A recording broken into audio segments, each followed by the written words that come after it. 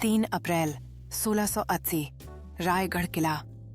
शिवाजी महाराज अपने शयन कक्ष में थे। तेज बुखार, थकान और पेट में जलन। वैद्य बार बार औषधियां दे रहे थे, लेकिन असर नहीं हो रहा था। बाहर अंधेरा गहराता जा रहा था और भीतर एक चुप्पी थी जो चीख बनकर दिल को चीर रही थी। शिवाजी, जिन्होंने औरंगजेब को नाकों चने चबवाए, अब बिस्तर से उठ भी नहीं पा रहे थे। रात के तीसरे पहर उन्होंने धीमी आवाज में कहा, संभाजी को बुलाओ। पर बताया गया वे बाहर युद्ध की तैयारी में हैं। उसी रात अचानक उनके शरीर ने जवाब दे दिया और अगले ही पहर पूरे मराठा साम्राज्य का सूत। लेकिन असली कहानी अब शुरू होती है।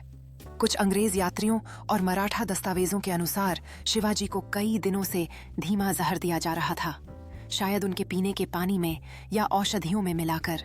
जहर ऐसा था जो धीरे धीरे अंगों को काम करना बंद करवा देता है, बिना किसी शोर के, बिना किसी सबूत के। और सबसे चौंकाने वाली बात, उनकी मृत्यु के कुछ ही घंटों में अंतिम संस्कार कर दिया गया। न किसी जांच की अनुमति, न किसी को अंतिम दर्शन। क्यों इतनी जल्दी? कौन था वो जो नहीं चाहता था कि शिवाजी दोबारा उठें?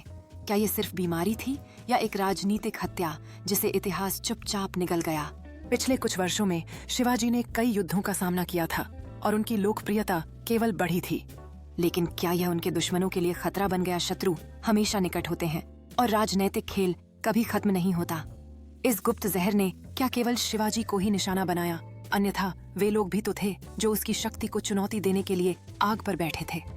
जब शाम को तिमिर छा गया तो क्या वास्तव में यह सिर्फ संयोग था कि शिवाजी की बीमारी अचानक बढ़ गई?